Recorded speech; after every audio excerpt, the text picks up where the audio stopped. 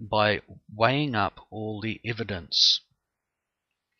Interestingly, although the New Testament spans only the period of the 1st century AD, the Old Testament, which spans from creation to the beginning of the 4th century BC, with an outlook forward to the new heavens and earth, the Old Testament is seldom consulted by those who argue that death results in an immediate conscious afterlife, which is quite interesting, that all of what the Old Testament has to say can be so easily overlooked. In arguing for my view, the Old Testament is fundamental for laying down a foundational understanding of how God created human beings, and in so doing, determining whether we do actually have some sort of intrinsic capacity for conscious immortality beyond natural death before examining the 1st century New Testament documents. We read in Genesis chapter 1, verses 24 to 31, that on the 6th day God created mankind in his own image. That image is defined in verse 26 as being created as vice-regents to fulfill the special task of taking dominion over the earth. There is no indication that such a rule would ever be subject to death until God introduced the command to not eat from the tree of life in Genesis 2 verse 17, or the first parents of humanity would surely die. And what God is saying there is that they would die on that very day before the sun set. God was serious about sin and disobedience against him.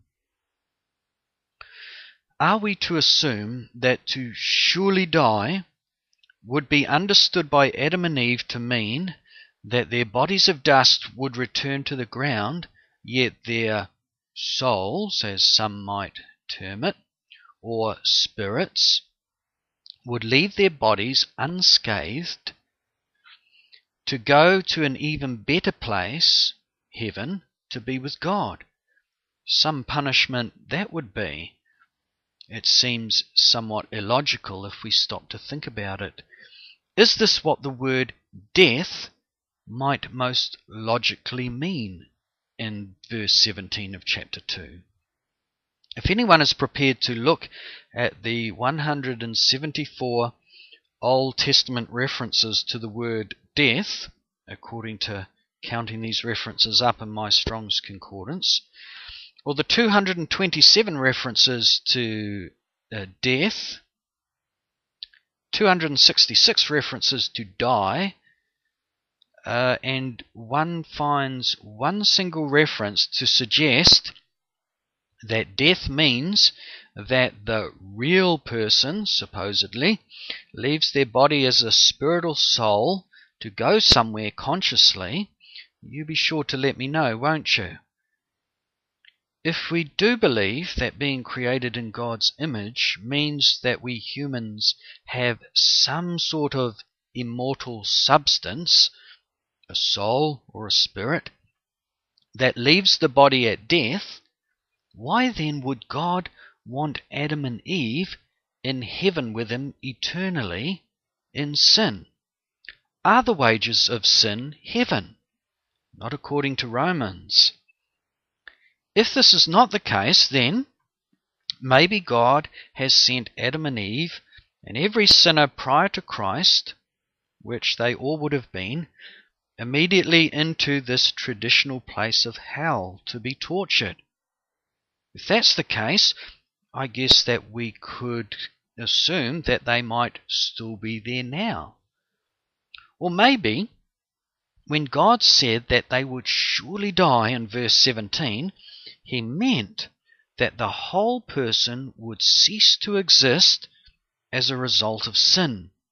In other words, sin is that serious before a holy God who alone is immortal, or has immortality, as we read in 1 Timothy 6:16, that he would uncreate the human being who he had originally created to be as his vice-regents over the earth.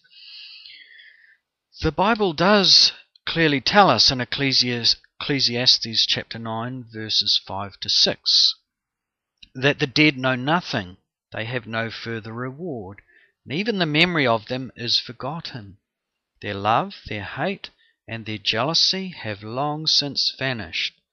Never again will they have a part in anything that happens under the sun.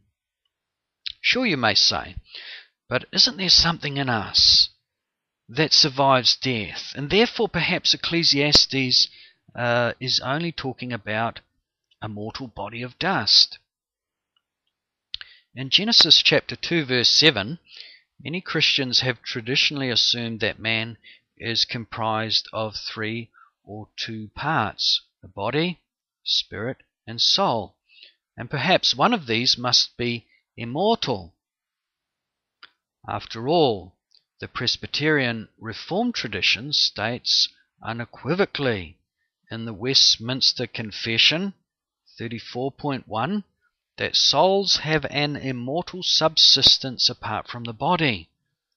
Well, I can tell you, tradition can be extremely powerful, particularly when it's embodied in statements or confessions like this that get passed on from generation to generation. However, the idea of souls having an immortal subsistence apart from the body is simply not so. This needs to be proved from the scriptures. God formed the first man, Adam, from the dust and breathed into his nostrils the breath of life, we read in Genesis 2:7. This term, breath of life, is a translation from the Hebrew word ruach, which is variously translated as breath, wind, or spirit, depending on the context of which that particular word is found in the Old Testament. The word is used some 389 times throughout the Old Testament. 224 times in the King James as spirit, and elsewhere as we'd said, wind or breath or blast. It is generally used to speak of that life which God breathes into the dust of the earth in order to bring it to life. We read in Job chapter 34 verses 14 to 15, if it were his, that's God's, intention, and he withdrew his spirit and breath, all mankind would perish together, and man would return to the dust. Similarly, in Ecclesiastes chapter 3 verses 19 to 21, we read this: man's fate is like that of the animals. The same fate awaits them both. As one dies, so dies the other. All have the same breath or spirit. Man has no advantage over the animal. Everything is meaningless. All go to the same place. All come from dust, and to dust all return. Who knows if the spirit of man rises upward, and if the spirit of the animal goes down into the earth?